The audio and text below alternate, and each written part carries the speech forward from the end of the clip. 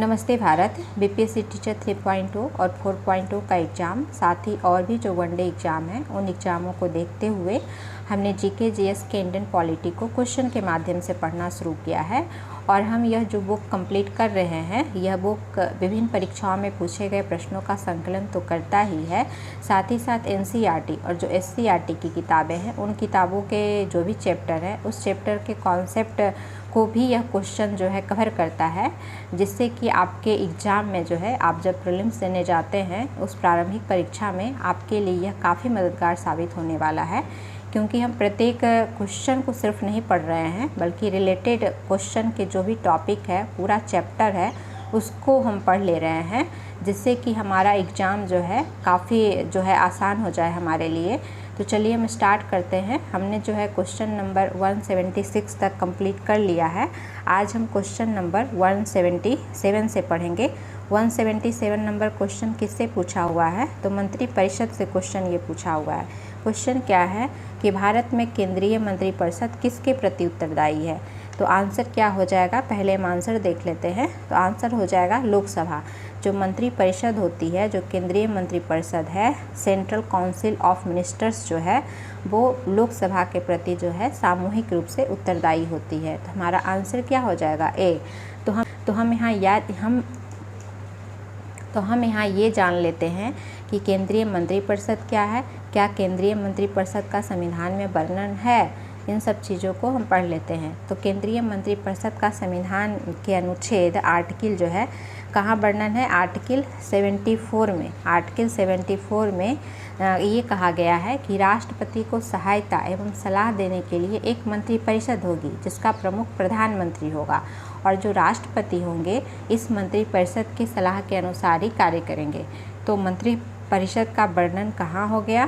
संविधान के अनुच्छेद 74 में, 74 में जो है मंत्रिपरिषद का वर्णन है। वहीं एक जगह और वर्णन है, एक जगह और कहाँ है? तो आर्टिकल जो है अनुच्छेद जो है 75 का क्लाउज नंबर 3, क्लाउज नंबर जो है 3 में मंत्रिपरिषद का वर्णन है। क्लाउज नंबर 3 में क्या कहा गया है कि मंत्रिपरिषद लोकसभा के प्रति सामूहिक रूप से उत्तरदायी होंगे। जो यहाँ पर क्वेश्चन पूछ रहा था कि भारत में केंद्रीय मंत्रिपरिषद किसके प्रति उत्तरदायी है, जो हमने आंसर दिया लोकसभा, तो ये कहाँ बताया गया है संविधान में? तो ये संविधान के अनुच्छेद 75 के क्लाउज 3 में ये बातें कही गई हैं कि जो मंत्रिपरिषद होगा वो मंत्रिपरिषद लोकसभा के प्रति सामूहिक रूप से उत्तरदायी होंगे। तो इस क्वेश्चन का आप जो है संविधान का अनुच्छेद भी याद रखिएगा। अनुच्छेद क्या है? 75 का क्लाउज नंबर 3 है।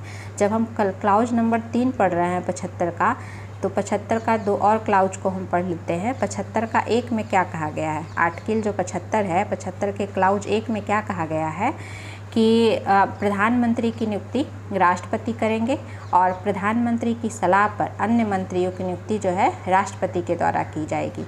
तो प्रधानमंत्री और अन्य मंत्रियों की नियुक्ति की बात जो है संविधान के अनुच्छेद 75 के 1 में कहा गया है। वहीं 75 के 2 में क्या कहा गया है? तो 75 के 2 में कहा गया है कि जो मंत्री होंगे, मंत्री राष्ट्रपति के प्रसाद पर्यंत अपने पद पर बने रहेंगे। तो 75 के 2 में मंत्री के बारे में वर्णन है कि मंत्री जो है राष्ट्रपति के प्रसाद पर्यंत अपने पद पर बने रहेंगे। तो यहाँ पर 2 क्वेश्चन और पूछता है। एक होता है क्वेश्चन सामूहिक उत्तरदायित्व का, एक होता है व्यक्तिगत उत्तरदायित्व का। तो जो यहाँ पर क्वेश्चन पूछ रहा था कि केंद्रीय मंत्रिपरिषद किसके प्रति उत्तरदायी है, जो हमने आंसर दिया लोकसभा के प्रति, तो ये सामूहिक उत्तरदायित्व का सिद्धांत है। सामूहिक उत्तरदायित्व का सिद्धांत जो है क्लाउज नंबर कितना है? क्लाउज 75 के 3 में जो है सामूहिक उत्तरदायित्व का सिद्धांत आता है, जहाँ की जो मंत्रिपरिषद, चूँकि मंत्रिपरिषद मंत्रियों के हम समूह को कहते हैं कि बहुत सारे जो मंत्री होते हैं उसमें कैबिनेट मंत्री भी, राज्य मंत्री भी, उप मंत्री भी शामिल होते हैं।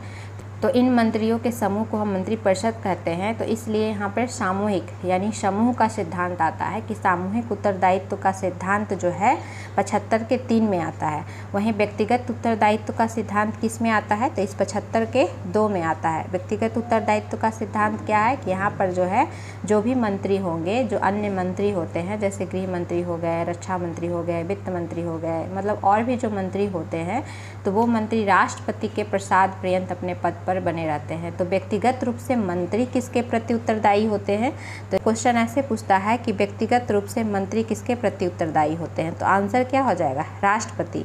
जब व्यक्तिगत उत्तरदायित्व का सिद्धांत आएगा तब आंसर हो जाएगा राष्ट्रपति। लेकिन क्वेश्चन वही पूछेगा कि जो सामूहिक रूप से किसके प्रति उत्तरदायी होता है मंत्रिपरिषद, तो सामूहिक रूप से जो है किसके प्रति उत्तरदायी होता है, तब आंसर हो जाएगा लोकसभा। तो ये थोड़ा सा बस ध्यान देने वाली बात है कि व्यक्तिगत रूप से पूछ रहा है या फिर सामूहिक रूप से पूछ रहा है। व्यक्तिगत रूप से पूछेगा तो राष्ट्रपति के प्रति मंत्री उत्तरदायी होते हैं, वहीं मंत्रिपरिषद सामूहिक रूप से किसके प्रति उत्तरदायी होते हैं, तो लोकसभा के प्रति उत्तरदायी होते हैं। यहाँ पे एक चीज़ को आप और समझ लें, जहाँ से क्वेश्चन कभी कभी पूछ लेता है कि मंत्रिपरिषद और मंत्रिमंडल में क्या अंतर है। यहाँ पे तो दिया हुआ था केंद्रीय मंत्रिपरिषद। केंद्रीय मंत्रिपरिषद का इंग्लिश क्या होता है, सेंट्रल काउंसिल ऑफ मिनिस्टर्स। वहीं पर एक शब्द और आता है मंत्रिमंडल। तो मंत्रिपरिषद और मंत्रिमंडल जो है दो अलग अलग शब्द है, दोनों में थोड़ा सा डिफरेंस है। तो इस डिफरेंस को हम जान लेते हैं। तो इस केंद्रीय मंत्रिपरिषद के जो है 3 पार्ट होते हैं। 3 पार्ट कौन कौन से होते हैं, तो एक होता है आपका कैबिनेट, एक होता है कैबिनेट जिसको कि हम हिंदी में क्या कहते हैं, हिंदी में कहते हैं मंत्रिमंडल। तो कैबिनेट या फिर मंत्रिमंडल जो है केंद्रीय मंत्रिपरिषद का पार्ट होता है। दूसरा पार्ट होता है केंद्रीय मंत्रिपरिषद का राज्य मंत्री। कौन होते हैं, राज्य मंत्री। और तीसरे होते हैं उप मंत्री। तो इस तरह से जो केंद्रीय मंत्रिपरिषद है वो 3 भागों से मिलकर बनता है, मंत्रिमंडल, राज्य मंत्री और उप मंत्री। हम कह सकते हैं कि जो ये मंत्रिमंडल है, मंत्रिमंडल किसका पार्ट है, मंत्रिपरिषद का ही एक पार्ट है। मंत्रिपरिषद का ही एक पार्ट होता है मंत्रिमंडल। और मंत्रिपरिषद जहाँ एक बहुत बड़ा निकाय है, वहीं जो है मंत्रिमंडल क्या है, एक लघु निकाय है। मंत्रिपरिषद में जहाँ जो है 60 से 70 मंत्री हो सकते हैं, चूँकि इसमें कैबिनेट मंत्री भी शामिल है, राज्य मंत्री भी शामिल है और उप मंत्री भी शामिल है। तो इसलिए केंद्रीय मंत्रिपरिषद जो सेंट्रल काउंसिल ऑफ मिनिस्टर्स है, उसमें मंत्रियों की संख्या ज़्यादा हो जाएगी। तो 60 से 70 मंत्री जो है इसमें हो सकते हैं सेंट्रल काउंसिल ऑफ मिनिस्टर्स में। वहीं जो है कैबिनेट, जो मंत्रिमंडल है, कैबिनेट है, उसमें कितने 15 से जो है 20 मंत्री होते हैं। 15 से 20 मंत्री किस में होते हैं, कैबिनेट या फिर मंत्रिमंडल में। तो केंद्रीय मंत्रिपरिषद और मंत्रिमंडल में ये जो है एक अंतर पाया जाता है। एक पॉइंट आप और याद रखेंगे कि केंद्रीय मंत्रिपरिषद जहाँ जो है संवैधानिक निकाय है मूल संविधान से ही, क्योंकि आर्टिकल 74 और 75 में भी हमने पढ़ा कि 74 और 75 का क्लाउज नंबर जो है 3 में जहाँ मंत्रिपरिषद का जो वर्णन मिलता है, वहीं जो है मूल संविधान में मंत्रिमंडल, जो मंत्रिमंडल शब्द है या फिर कैबिनेट जो शब्द है, उसका मूल संविधान में कहीं वर्णन नहीं था। लेकिन संविधान के 44वें संविधान संशोधन, जो संविधान में 44वां संविधान संशोधन किया गया 1978 में, इसके माध्यम से जो है कैबिनेट या फिर मंत्रिमंडल शब्द जो है संविधान में जोड़ा गया। तो संविधान में कहाँ जोड़ा गया है, तो संविधान के अनुच्छेद जो है अनुच्छेद 352 में जो है इस मंत्रिमंडल शब्द को जोड़ा गया है 44वें संविधान संशोधन कॉन्स्टिट्यूशनल अमेंडमेंट एक्ट 1978 के माध्यम से।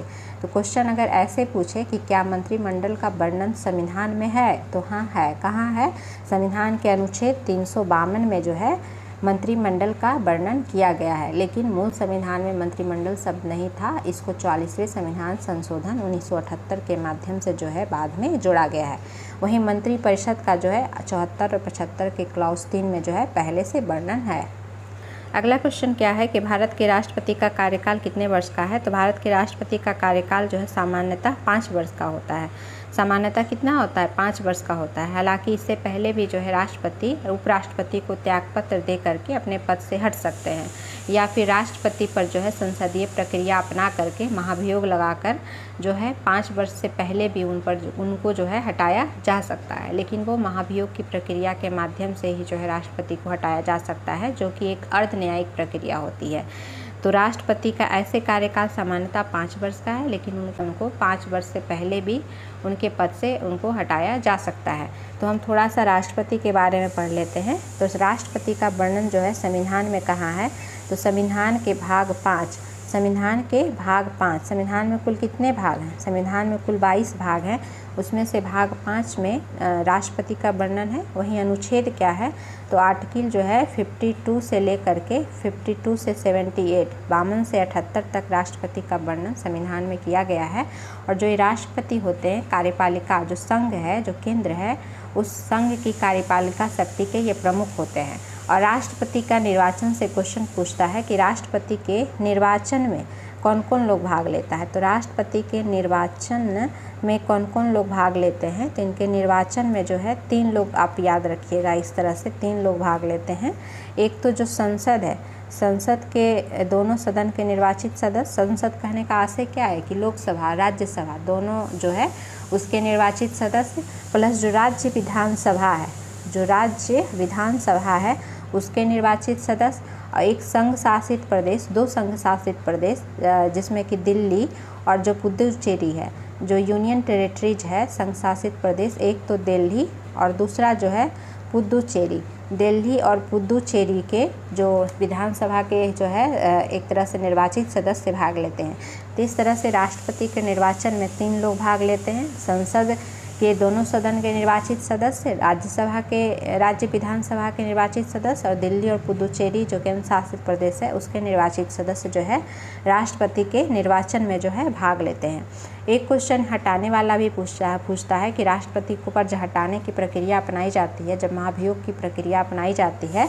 महाभियोग की प्रक्रिया सबसे पहले तो किस अनुच्छेद के तहत अपनाई जाती है, तो आर्टिकल 61 के तहत, 61 के तहत जो है राष्ट्रपति पर महाभियोग की प्रक्रिया अपनाई जाती है। और महाभियोग की प्रक्रिया यानी कि राष्ट्रपति को हटाने की प्रक्रिया में जो है कौन लोग भाग लेते हैं, तो हटाने में जो है कौन लोग भाग लेते हैं, तो सिर्फ जो है संसद के जो निर्वाचित और मनोनीत सदस्य है वही लोग भाग लेते हैं। यानी संसद का कहने का आशय क्या है कि संसद, लोकसभा और राज्यसभा दोनों के निर्वाचित सदस्य और प्लस मनोनीत सदस्य, तो निर्वाचित और मनोनीत दोनों सदस्य जो है भाग लेते हैं राष्ट्रपति को हटाने में।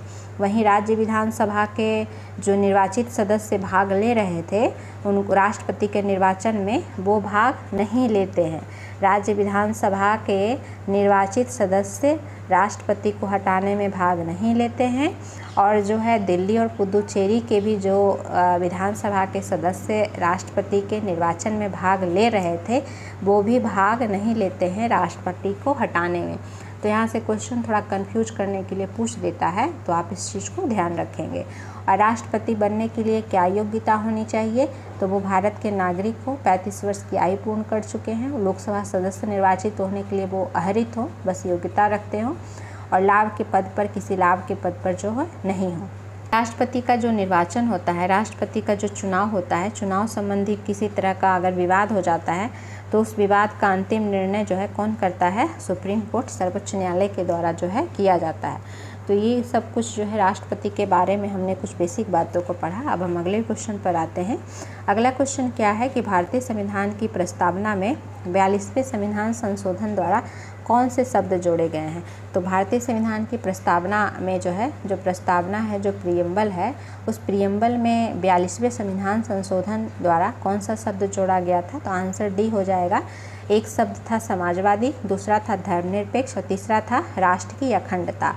तो ये 3 शब्द जो है प्रस्तावना में जोड़े गए थे जब 42वां संविधान संशोधन किया गया था। एक शब्द क्या है, समाजवाद, दूसरा शब्द है धर्मनिरपेक्ष और तीसरा शब्द है राष्ट्र की अखंडता। तो ये 42वां संविधान संशोधन का आप ईयर याद रखेंगे, 1976 में किया गया है। कब किया गया है 42वां संविधान संशोधन? 1976 में किया गया है। और इस 42वें संविधान संशोधन को हम बार बार पढ़ते हैं क्योंकि यहाँ से क्वेश्चन जो है एग्जाम में लगभग रहता है, तो हम बार बार पढ़ते हैं ताकि हमें चीज़ें याद हो जाएं। तो 42वां संविधान संशोधन जो 1976 किया गया है, इसलिए इस संशोधन को, इस 42वें संविधान संशोधन को मिनी कॉन्स्टिट्यूशन कहा जाता है। लघु संविधान कहा जाता है।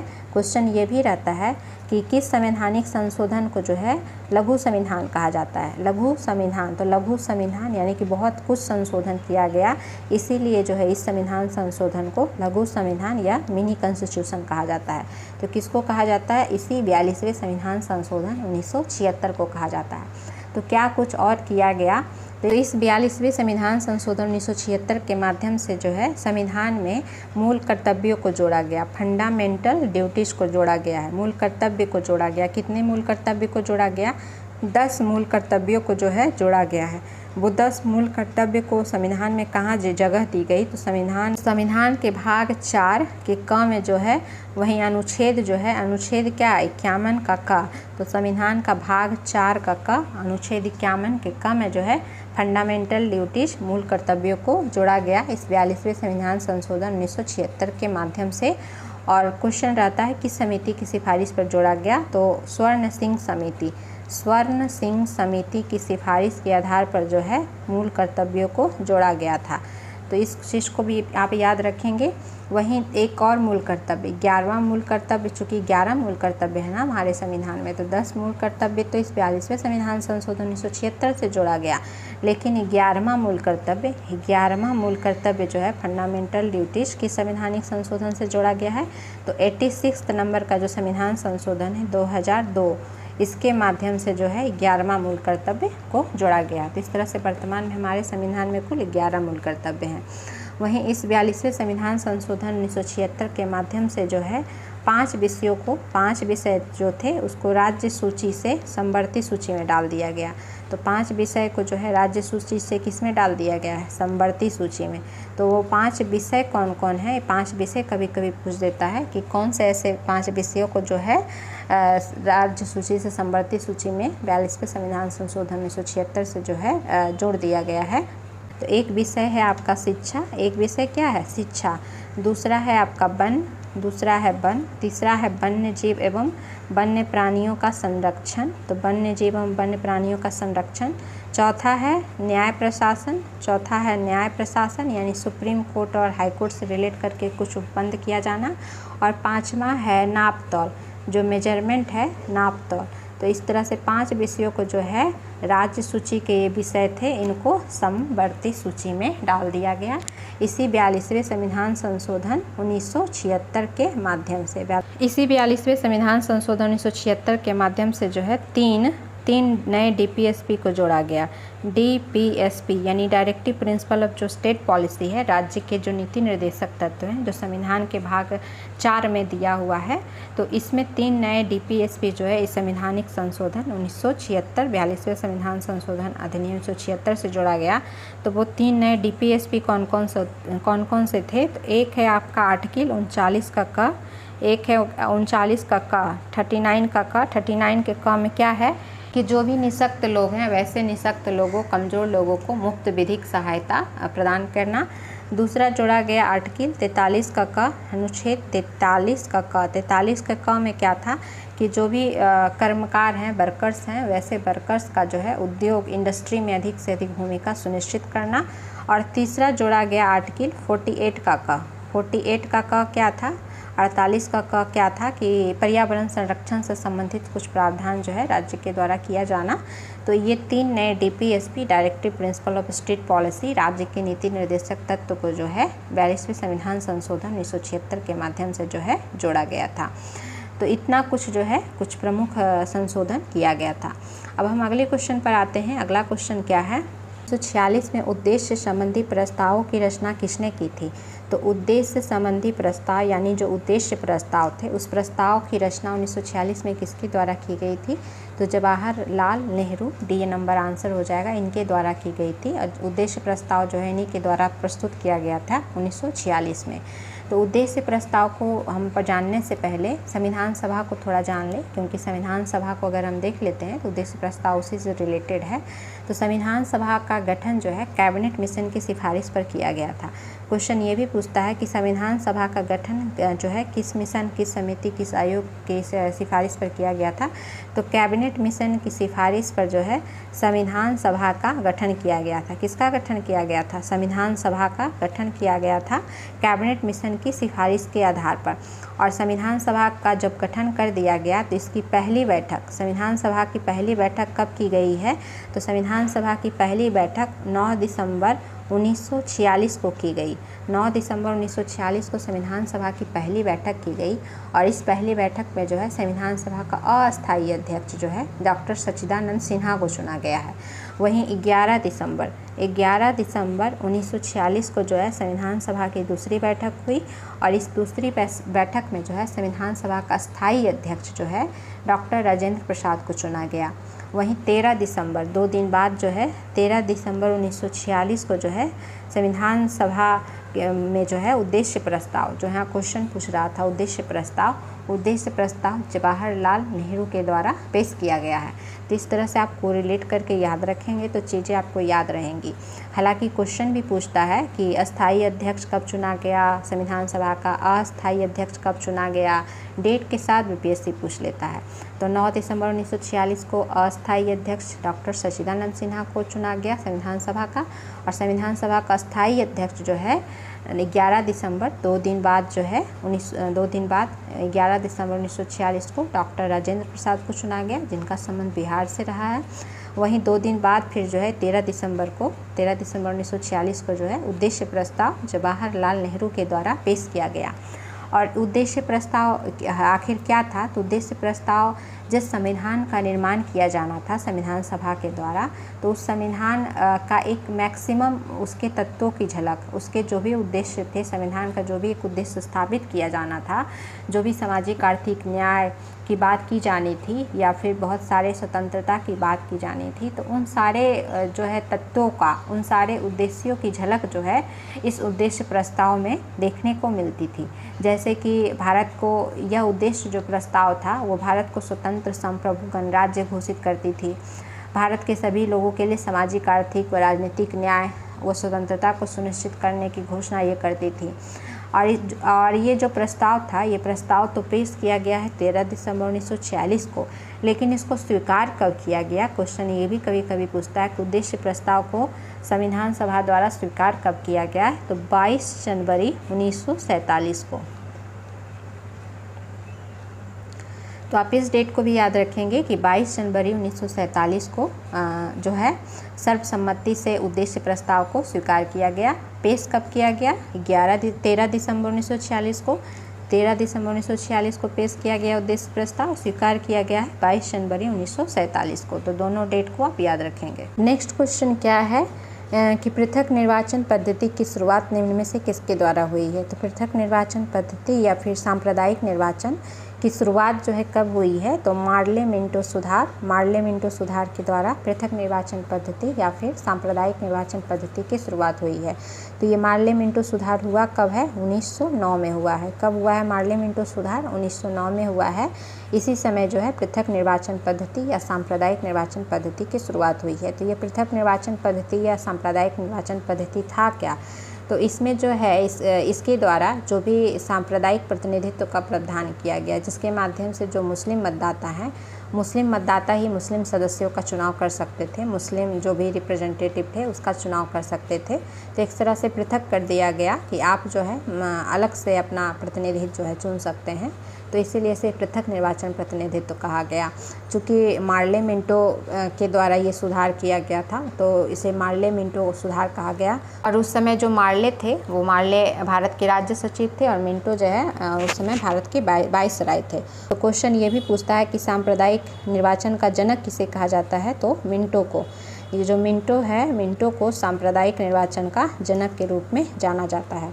इसी मार्ले मिंटो सुधार 1909 के माध्यम से जो है मार्ले मिंटो सुधार 1909 के माध्यम से पहली बार किसी भारतीय को गवर्नर की कार्यकारी परिषद का विधि सदस्य बनाया गया था। और किनको बनाया गया था? सत्येंद्र प्रसाद सिन्हा को बनाया गया था। वहीं जो है मॉन्टेग्यू चेम्सफोर्ड सुधार, जो कि भारत शासन अधिनियम 1919 के रूप में भी जाना जाता है, इस मॉन्टेग्यू चेम्सफोर्ड सुधार 1919 के माध्यम से जो है प्रांतों में द्वैत शासन, प्रांत में जो है द्वैत शासन को लागू किया गया था। तो क्वेश्चन ये पूछता है कि प्रांतों में द्वैत शासन किस अधिनियम के माध्यम से लागू किया गया था। तो इसी जो है भारत शासन अधिनियम 1919 या फिर मॉन्टेग्यू चेम्सफोर्ड सुधार 1919 के माध्यम से प्रांत में द्वैत शासन लागू किया गया था। तो प्रांतों में द्वैत शासन के माध्यम से जो है प्रांत के विषय को दो भागों में बांट दिया गया था, आरक्षित और हस्तांतरित विषय में बांटा गया था। वहीं इसी मॉन्टेग्यू चेम्सफोर्ड सुधार 1919 के माध्यम से जो है पहली बार देश में द्विसदनीय व्यवस्था, जैसे कि अभी राज्यसभा और लोकसभा है उस प्रकार जो है द्विसदनीय व्यवस्था का प्रारंभ किया गया। और साथ ही जो है सांप्रदायिक आधार पर जिस प्रतिनिधित्व का प्रारंभ इस मार्ले मिंटो सुधार 1909 में किया गया था उसका जो है विस्तार किया गया मॉन्टेग्यू चेम्सफोर्ड सुधार 1919 में। विस्तार क्या किया गया कि इसके माध्यम से जो है सिख, भारतीय ईसाई, जो आंग्ल भारतीय हैं और साथ ही यूरोपीय हैं, उन सभी के लिए पृथक निर्वाचन पद्धति को जो है अपनाया गया।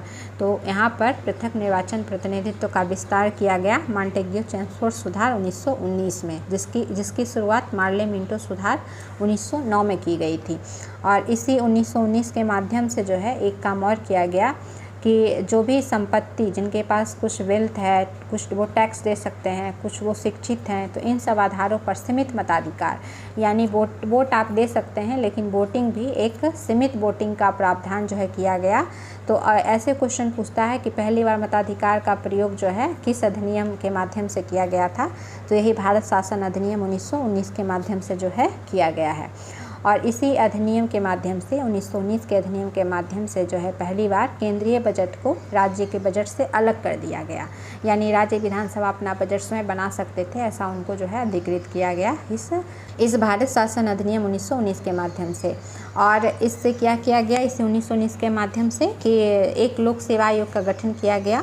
इतना कुछ जो है मॉन्टेग्यू चेम्सफोर्ड सुधार आप कहें या फिर भारत शासन अधिनियम 1919 कहें, उसके माध्यम से ये सब कुछ किया गया है।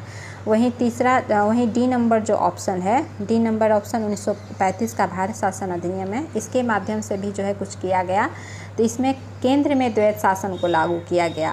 जहां मॉन्टेग्यू चेम्सफोर्ड सुधार 1919 के माध्यम से प्रांतों में द्वैत शासन लाया गया था, वहीं 1935 के भारत शासन अधिनियम से केंद्र में द्वैत शासन। तो जब पूछेगा केंद्र में द्वैत शासन तो भारत शासन अधिनियम क्या हो जाएगा 1935, लेकिन जब प्रांत में द्वैत शासन पूछेगा, प्रांतों में द्वैत शासन पूछेगा, तब भारत शासन अधिनियम क्या हो जाएगा 1919। तो ये प्रांत में द्वैत शासन 1919 वाला, केंद्र में द्वैत शासन 1935 वाला। हालांकि 1935 का जो केंद्र में द्वैत शासन है ये कभी लागू नहीं हो सका। साथ ही जो है इस 1935 के भारत शासन अधिनियम से पृथक निर्वाचन प्रतिनिधित्व का और विस्तार किया गया। कैसे? तो यहाँ पर जो है दलित जाति, महिला और मजदूर वर्ग के लिए भी जो है अलग से निर्वाचन की व्यवस्था की गई। तो जो सांप्रदायिक प्रतिनिधित्व जो मार्ले मिंटो सुधार 1909 में प्रारंभ किया गया था, उसका विस्तार पहले किया गया मॉन्टेग्यू चेम्सफोर्ड सुधार 1919 में, फिर उसका और अधिक विस्तार किया गया भारत शासन अधिनियम 1935 में। तो इस तरह से जो है विस्तार किया जाता रहा सांप्रदायिक प्रतिनिधित्व का। और भारत शासन अधिनियम 1935 से क्या किया गया कि आरबीआई की स्थापना की गई, सुप्रीम कोर्ट की स्थापना की गई। तो जब पूछेगा RBI, reserve bank of India और सर्वोच्च न्यायालय, दिल्ली में सर्वोच्च न्यायालय, कलकत्ता में सर्वोच्च न्यायालय तो पहले से था, लेकिन कलकत्ता से जो है दिल्ली में सर्वोच्च न्यायालय की स्थापना जो है इस भारत शासन अधिनियम 1935 के माध्यम से जो है की गई है। इतना कुछ जो है 3 अधिनियम के माध्यम से किया गया। हमने 3 अधिनियम का एक जो है ओवरव्यू देखा, 1909, 1919 और 1935, जिसमें से 1909 के अधिनियम को हम मार्ले मिंटो सुधार कहते हैं, 1919 के अधिनियम को मॉन्टेग्यू चेम्सफोर्ड सुधार कहते हैं, और 1935 का भारत शासन अधिनियम तो है ही। अब हम अगले क्वेश्चन पर आते हैं कि विधान परिषद के सदस्य का कार्यकाल क्या है। तो विधान परिषद के जो सदस्य होते हैं उसका कार्यकाल सामान्यतः कितना होता है, 6 वर्ष का होता है। तो विधान परिषद के सदस्य का कार्यकाल कितना होता है, 6 वर्ष का होता है। और विधान परिषद किसी भी राज्य में होगा या नहीं होगा, इसकी शक्ति किसके पास होती है, तो इसकी शक्ति जो है संसद के पास होती है।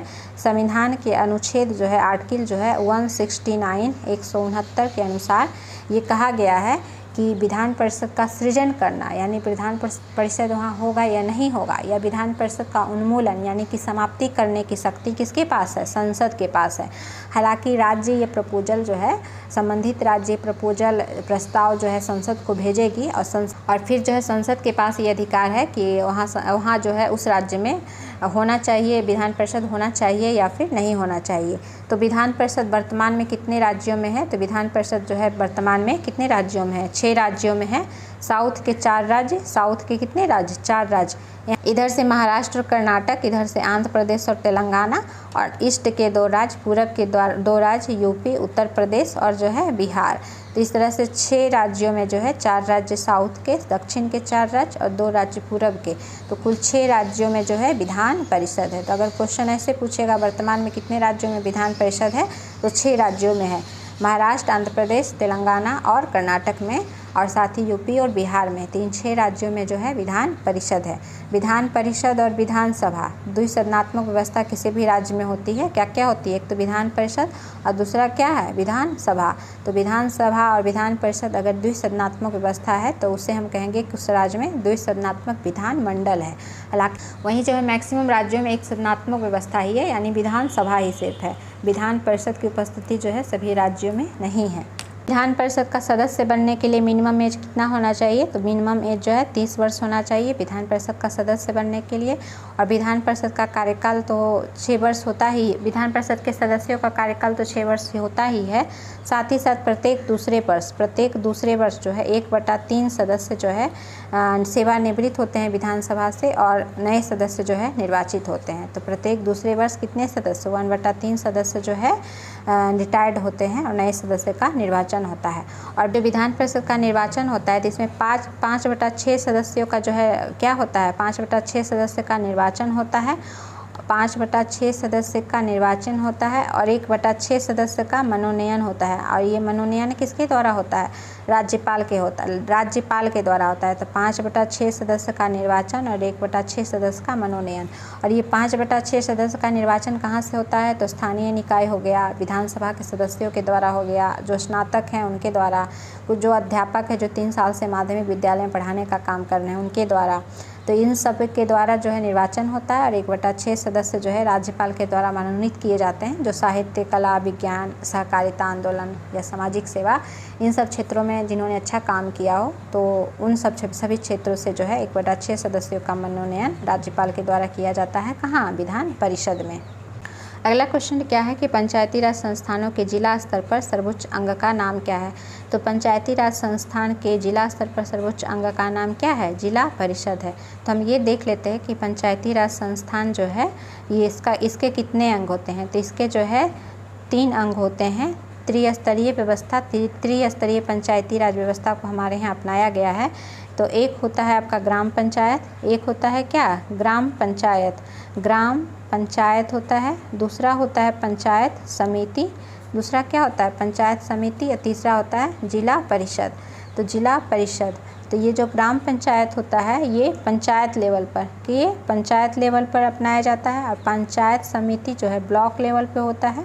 पंचायत समिति क्या होता है, ब्लॉक लेवल पर। और जिला परिषद जो है जिला लेवल पर होता है, जिला स्तर पर होता है। तो इस तरह से त्रिस्तरीय पंचायती राज व्यवस्था को हमारे यहाँ अपनाया गया है। और ये त्रिस्तरीय पंचायती राज व्यवस्था को जो अपनाया गया है, तो क्वेश्चन ये भी पूछता है कि समिति की सिफारिश पर अपनाया गया है।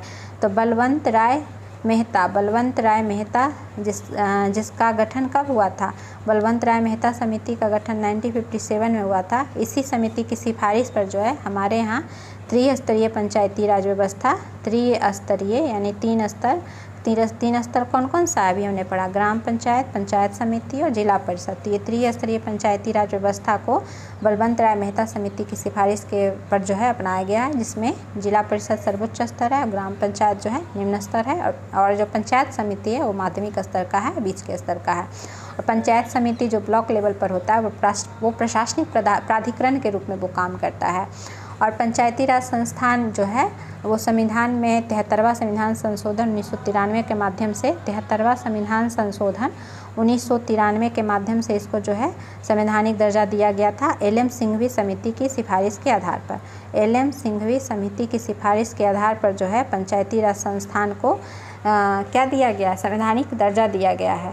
और इसको संविधान में कहाँ जगह दी गई, तो संविधान का दी गई है भाग 9 के क में, और अनुच्छेद जो है 243 में जो है इसको जगह दी गई है, और 11वीं अनुसूची में तो भाग 9 का अनुच्छेद 243 11वीं अनुसूची के माध्यम से जो है पंचायती राज को संवैधानिक दर्जा दिया गया, यानी संविधान में जगह दी गई है। और पंचायती राज का वर्णन क्या मूल संविधान में था, तो हाँ आर्टिकल 40 अनुच्छेद 40 में जो है पंचायती राज के गठन की बात जो की गई है कि पंचायतों का गठन किया जाए। तो ये राज्य के नीति निर्देशक तत्व में ये कहा गया है, भाग 4 में कहा गया है कि ग्राम पंचायतों का गठन किया जाए। अगला क्वेश्चन क्या है कि किस राज्य में द्विसदनात्मक विधानमंडल नहीं है। क्वेश्चन पूछ रहा है नहीं है। द्विसदनात्मक विधानमंडल का क्या आशय हो गया कि जहाँ की विधान सभा भी हो और विधान परिषद भी हो, विधान सभा भी हो और विधान परिषद भी हो, तब हम कहेंगे कि उस राज्य में द्विसदनात्मक 2 सदन है, विधान सभा भी और विधान परिषद में। तो ऐसे कौन कौन से राज्य हैं, अभी हमने पहले पढ़ा कि जैसे कितने राज्य हैं, 6 राज्य हैं, साउथ के 4 राज्य और पूरब के 2 राज्य। साउथ के 4 राज्य में कौन कौन से थे, महाराष्ट्र, कर्नाटक, आंध्र प्रदेश, तेलंगाना, और पूरब के 2 राज्य यूपी और बिहार। तो 6 राज्यों में विधानसभा भी है और विधान परिषद भी है। लेकिन यहाँ क्वेश्चन क्या पूछ रहा है कि कहाँ द्विसदनात्मक विधानमंडल नहीं है, तो बिहार में द्विसदनात्मक विधानमंडल है, उत्तर प्रदेश में भी है, केरल में नहीं है, जबकि महाराष्ट्र में भी है। तो यहाँ क्या आंसर हो जाएगा, केरल में द्विसदनात्मक विधानमंडल नहीं है, यानी विधान सभा और विधान परिषद दोनों की उपस्थिति नहीं है, सिर्फ विधानसभा है, विधान परिषद नहीं है। जबकि बिहार में विधानसभा भी है, विधान परिषद भी है, उत्तर प्रदेश में विधानसभा विधान परिषद दोनों है, और महाराष्ट्र में भी विधानसभा विधान परिषद दोनों भी है।